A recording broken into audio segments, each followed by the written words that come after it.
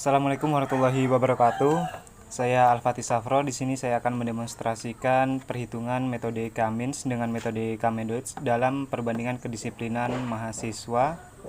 Di sini kita mengambil 4 data, yaitu disiplin terhadap waktu, disiplin terhadap kehadiran, disiplin mengerjakan tugas, dan disiplin dalam berpakaian. Di sini di metode Cummins sudah saya masukkan contoh data dengan jumlah mahasiswa 15 dengan nilai-nilainya yang sudah saya tentukan sendiri. Pertama kita menentukan klaster. Di sini saya mengambil 3 klaster, yaitu klaster pertama disiplin, klaster kedua cukup, klaster ketiga tidak disiplin. Karena kita mengambil 3 klaster, di sini saya ambil titik pusat sentroidnya. Karena menyesuaikan dari kelas tersebut, saya mengambil 3 titik pusat dari data mahasiswa pertama, kedua, dan ketiga. Selanjutnya kita menentukan jarak kedekatannya dengan rumus distance sama dengan akar dari x2 kurang x1 pangkat 2 dijumlahkan y2 kurang y1 pangkat 2. Karena di sini kita memiliki 4 data, jadi kita lakukan jumlah kedekatan dengan rumus ASCII-RT. Kita bagi di data pertama, karena kita menghitung klaster pertama, jadi kita bagi dengan klaster pertama.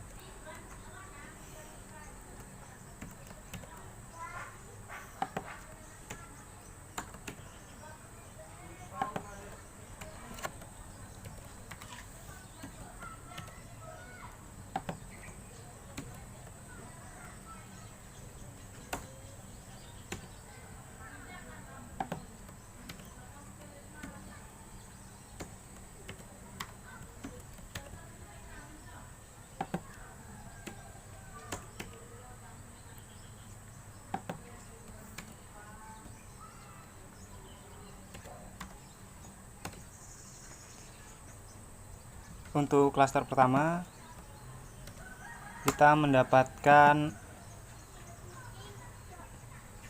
tunggu sebentar.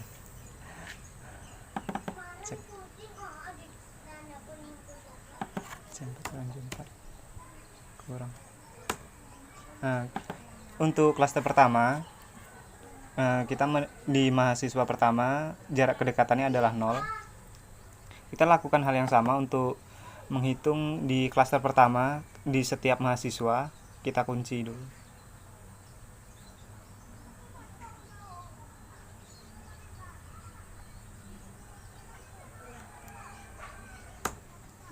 Tinggal kita blok aja ke bawah. Untuk klaster pertama kita mendapatkan hasil kedekatan. Kita langsung saja hitung ke klaster kedua dengan rumus yang sama, namun jumlah yang kita kurangkan berada di klaster kedua.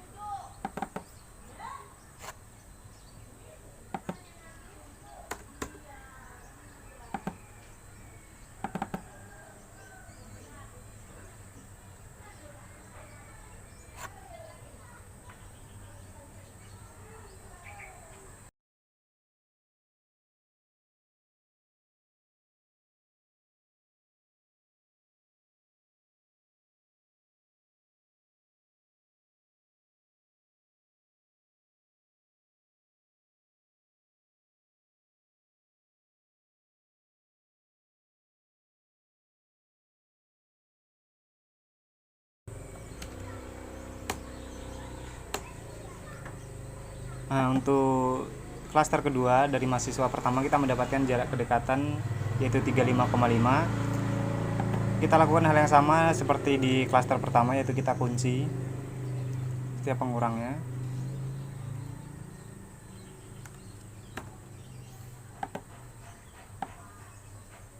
Kita blok aja ke bawah dan kita mendapatkan hasil kedekatan untuk klaster kedua.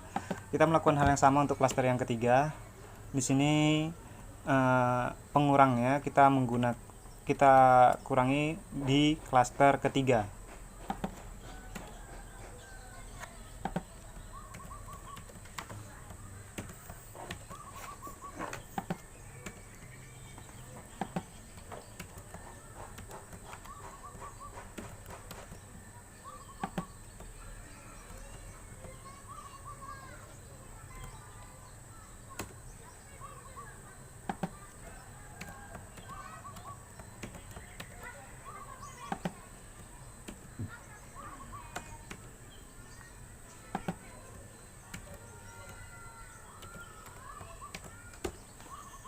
Kita sudah mendapatkan hasil untuk klaster ketiga dengan jumlah kedekatan yang tertera tersebut.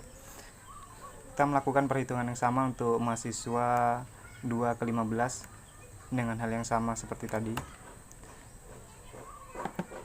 Kita blok aja ke bawah. Dan akhirnya kita mendapatkan titik kedekatan dari klaster 1, 2, dan 3. Di sini kita menghitung nilai minimum untuk setiap klaster.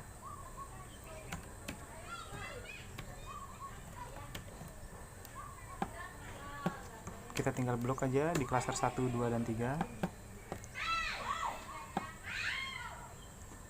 Kita blok ke bawah untuk mengetahui nilai kedekatan yang terkecil. Di sini kita tinggal menentukan hasil, yaitu kita memasukkan di mana data kedekatan yang terkecil, kita sesuaikan untuk di mana letak data tersebut di setiap klaster. Karena di pertama di nilai kedekatan terkecil berada di klaster pertama, jadi kita masukkan di sini yaitu klaster 1. Untuk posisi kedua itu posisi klaster kedua, kita masukkan angka 2. Dan untuk posisi ketiga nilai minimumnya berada di klaster ketiga, kita masukkan angka 3. Seperti itulah selanjutnya sesuai nilai minimum dari setiap klaster.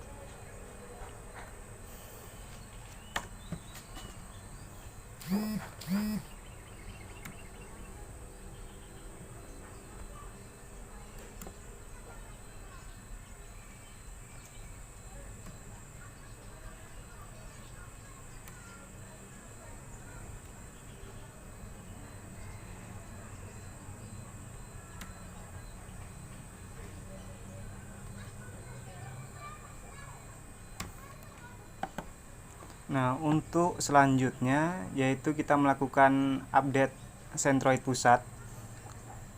Hal ini untuk mengetahui apakah ada perpindahan data di suatu klaster. Yaitu kita melakukan dengan perhitungan yang sama, namun di Centroid pusat kita melakukan perhitungan jumlah data yang berada di klaster pertama, kita bagi dengan jumlah nilai yang dari setiap klaster kita bagi dengan berapa jumlah data yang berada di klaster pertama. Karena nilai centroid dari data karena kedekatan minimum di data pertama berada di klaster pertama, gimana? Kita lakukan penjumlahan untuk disiplin terhadap kehadiran. Kita memasukkan data-data yang berada di klaster pertama. Selanjutnya kita bagi 4. Karena di klaster pertama ada di disiplin terhadap kehadiran, di klaster pertama terdapat 4 data.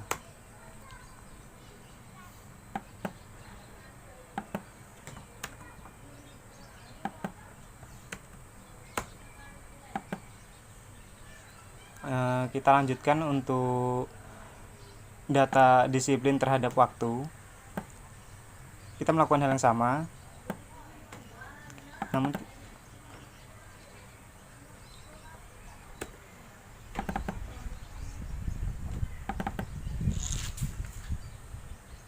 disiplin terhadap waktu kita bagi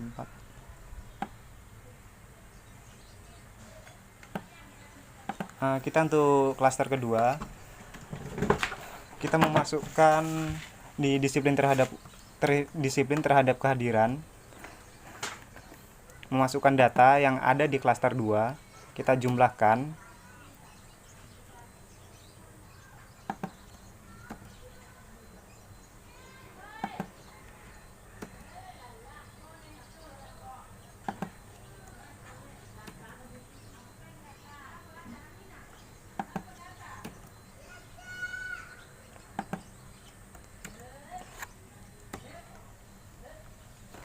Karena di klaster kedua, disiplin terhadap kehadiran, kita memiliki 6 jumlah data, maka kita bagi 6.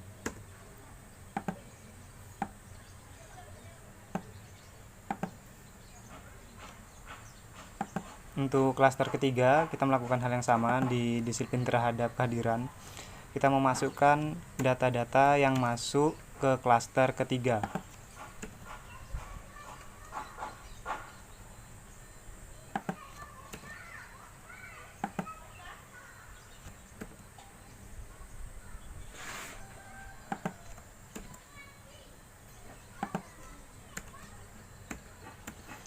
Karena di klaster ketiga kita memiliki 5 jumlah data, maka kita bagi 5.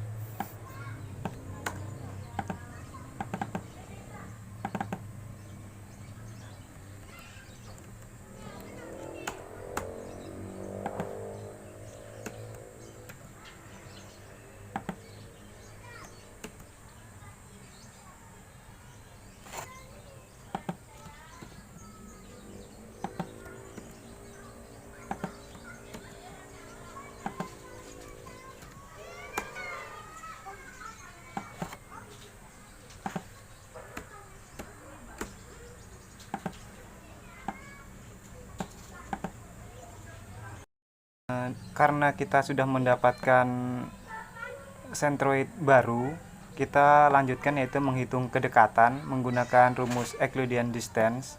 Langkah-langkahnya sama seperti di iterasi pertama. Setelah itu kita akan mendapatkan hasil dari setiap centroid dengan nilai minimum yang kita tempatkan di setiap klaster.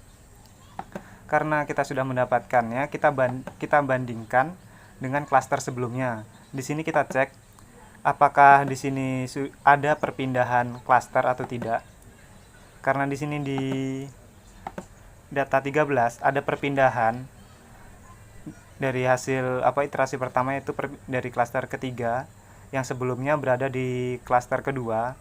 Jadi kita lanjutkan lagi untuk mengupdate centroid pusat dengan perhitungan yang sama. Tapi di sini di centroid pusat kita melakukan perhitungan, kita pakai di iterasi kedua. Perhitungan centroid pusatnya kita hitung di iterasi kedua dengan hasil yang seperti ini. Jadi hasil yang kita dapatkan seperti ini. Selanjutnya, karena sudah mendapatkan centroid pusat yang sudah kita update tadi, kita melakukan kedekatan jaraknya lagi menggunakan rumus Euclidean distance seperti yang sebelumnya. Dengan hasil yang seperti ini, kita akan mendapatkan hasil data di setiap klasternya. Kita cek dengan klaster yang ada di iterasi kedua, kita cek apakah ada perpindahan atau tidak. Jika tidak ada perpindahan, maka klaster yang kita ambil berada di iterasi ketiga dengan hasil berikut, di mana mahasiswa ke-1 berada di klaster 1 dan mahasiswa ke-4, 11 dan 12 berada di klaster 1. Ini sesuai dengan iterasi ketiga. Dan untuk klaster kedua, yaitu mahasiswa kedua, ke-5, ke-6, ke-9 dan ke-15 berada di klaster 2. Dan untuk mahasiswa 3, 7, 8, 10, 13 dan 14 berada di klaster 3. Kita lanjutkan lagi perhitungan untuk K-medoid. Setelah kita menentukan C-medoid awal, selanjutnya kita melakukan menghitung kedekatan jarak dengan menggunakan metode Euclidean distance. Caranya sama seperti tadi, data awal dikurang dengan data yang ada di C-medoid awal. Kita menghitung untuk klaster satunya dulu.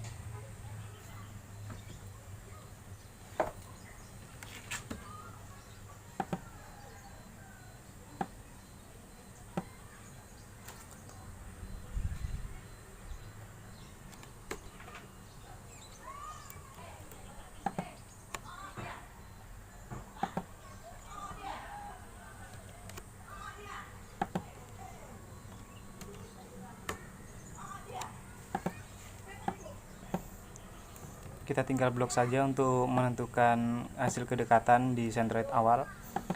Hal ini kita ulang lagi untuk menentukan centroid kedua dan centroid ketiga. Dan untuk kedekatan, kita di sini menjumlahkan kedekatannya dari kedekatan pertama hingga terakhir.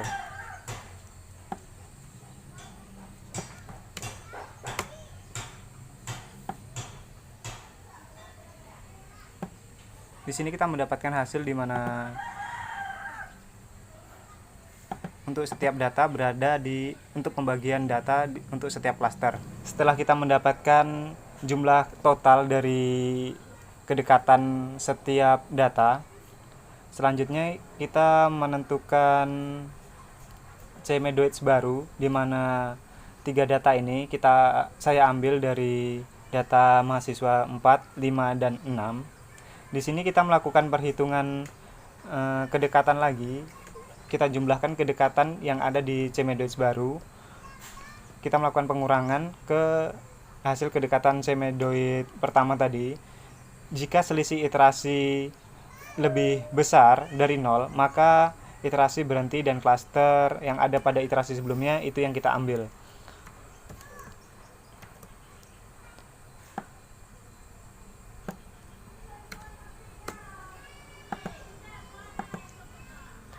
Kita langsung saja kita hitung selisih kedekatannya.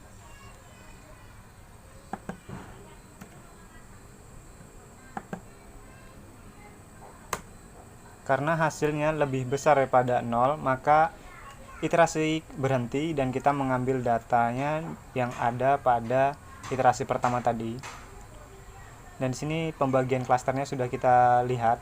Untuk klaster pertama kita memiliki 4 data, di mana itu berada di data 1, data 4, data 10 dan data 11. Untuk klaster kedua kita berada pada data kedua, data keempat, kelima, ke-8, ke-12, dan ke-14. Begitu juga untuk klaster ketiga berada di data 2, 6, 7, 9, dan 13. Kita lanjut lagi menghitung ke confusion metricnya.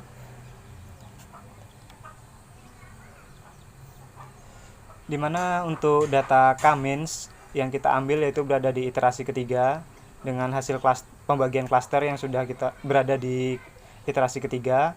Dan untuk metode K-Medoids kita ambil di iterasi pertama dengan pembagian klaster sesuai data di iterasi pertama. Kita melakukan confusion matrix untuk metode K-means dulu. Dimana untuk akurasinya di sini yaitu jumlah dari true positif dibagi dengan total dari dataset. Untuk akurasinya karena di sini total true positif itu diagonal, itu kita jumlahkan yaitu 4, 5, dan 6.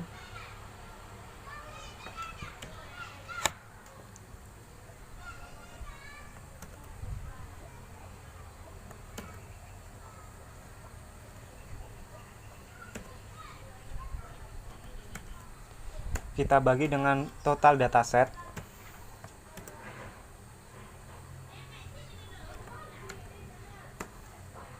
Dan kita mendapatkan hasil akurasi untuk confusion metric K-means yaitu 94%. Kita lanjut untuk perhitungan presisi di setiap klaster. Yaitu untuk klaster pertama yaitu true positif dibagi dengan true positif tambah false negatif. True positifnya 4,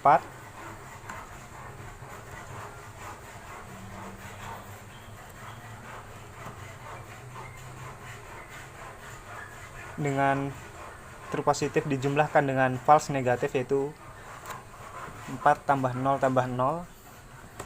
Dimana kalau untuk presisi ini perhitungannya di setiap klaster yaitu ke bawah, menghitung untuk klaster 1, 2, dan 3 dengan hasil confusion metricnya yaitu 100%. Begitu juga untuk perhitungan klaster 2 dan 3 karena di sini mungkin klaster 3 ada perubahan.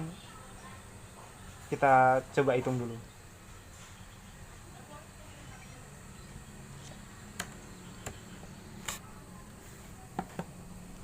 Yaitu pertama true positif kita bagi dengan true positif plus false negatif, dimana hasilnya yaitu 6 dibagi 7 yaitu dengan tingkat akurasinya 86%. Untuk recall ini perhitungan di klaster 1 saja, tidak keseluruhan klaster, yaitu dengan perhitungan 4 kita bagi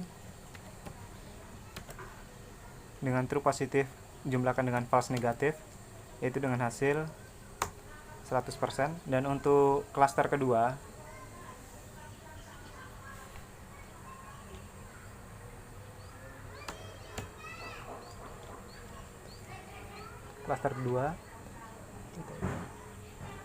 true positifnya dengan jumlah 5 kita bagi dengan penjumlahan true positif plus false negatif,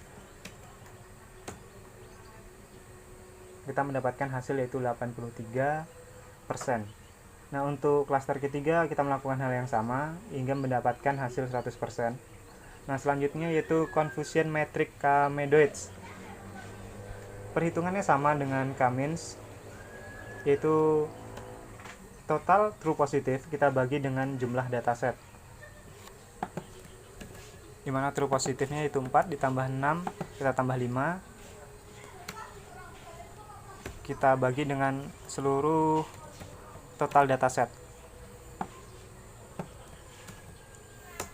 Di sini hasil dari confusion metric K-Medoids kita mendapatkan akurasi 100%.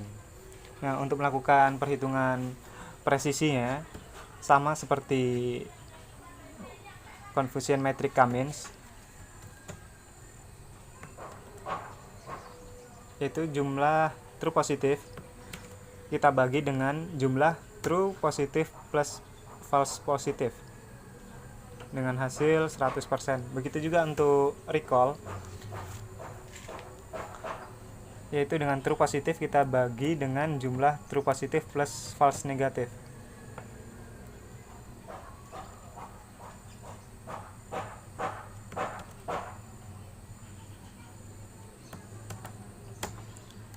Perhitungannya sama untuk klaster 2 dan 3.